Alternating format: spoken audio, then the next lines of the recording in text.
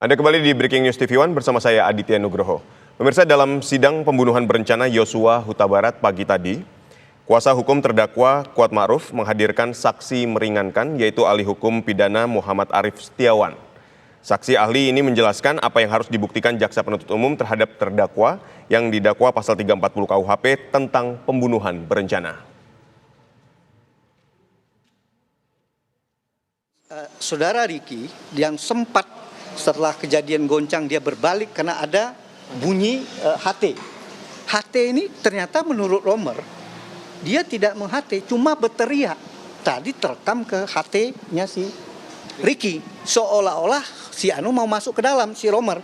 Padahal ternyata Romer pun salah pengertian. Dia kalau dilihat dari CCTV dia malah lari keluar. Dia kira penembakan itu di arah lain. Sehingga karena si Riki berbalik tidak melihat Romer, dia masuk ke dalam lagi. Oleh karena itulah makanya pada saat itu dia hanya melihat tembakan skenario. Tapi kalau kita hubungkan dengan lie detector, pertanyaan lie detector salah satunya kan adalah menyatakan apakah dia jujur pada saat melihat Sambo apa tidak menembak. Dalam hasil kesimpulan lie detector atau poligraf itu menyatakan dia jujur. Oleh karena itu ya kita kembali sekarang yang kita menyampaikan itulah faktanya.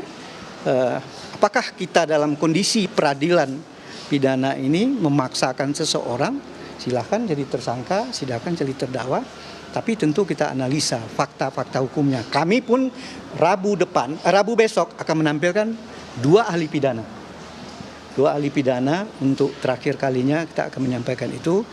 Akhirnya ya tentu kita berharap bahwa posisi saudara Rizal kita harap adalah seorang saksi yang mengetahui dan melihat dan tidak dapat berbuat, tapi bukan sesuatu kejahatan. Karena kalau yang dimaksud kejahatan, perbuatan dia melakukan turut serta itu harus diikuti dengan niat dan perbuatan juga. Setelah dia menyatakan menolak, walaupun dengan cara halus, saya nggak kuat Pak, saya nggak berani mental saya. Itu kan sudah penolakan bagi yang kedua, dengan tidak penolakan apakah ada niat? Pasti tidak ada. Nah, kalau yang dimaksud dalam Undang-Undang 340 mau 30, dia harus punya niat. Dia harus memperlihatkan sikap dia. Dia harus setuju, dia ikut menyetujui membunuh Yosua. Itu baru dia dapat dinyatakan sebagai pelaku. Sementara dia tidak. Ada nggak dia misalnya dia megangan si Yosua, ditembak atau dipukul? Enggak. Dia hanya kesalahannya kalau toh salah dia mau manggil tidak nyampein. Tapi hukumnya apa? Tidak masuk dalam unsur-unsur. Kalau unsur-unsur itu niat, sengaja dia menyetujui, kemudian dia ikut melakukan apa yang dia bantu misalnya. Itu pun membantu aja tidak ada dalam dakwaan. Yang didakwakan adalah bersama-sama, turut serta 55. Jadi kami berharap juga kejaksaan juga di sini sebagai kami himbau sebagai penegak hukum dan penegak keadilan.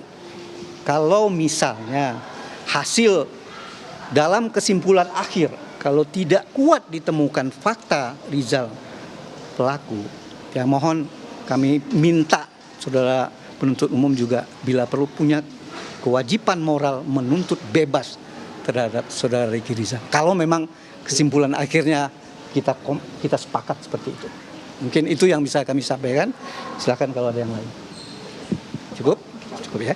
Ini Pak, kemarin kan Sambo memperlihatkan 35 bukti itu Pak. Ada komentar Pak dari... Ya pemirsa, tadi adalah keterangan yang disampaikan oleh kuasa hukum Riki Rizal yaitu Erman Umar yang akan menghadirkan dua ahli pidana. Pengacara ingin membuktikan bahwa Riki Rizal ini tidak memiliki dua unsur dalam kasus pembunuhan berencana yaitu niat dan perbuatan. Breaking News TV One masih akan kembali usai jeda. Tetaplah bersama kami.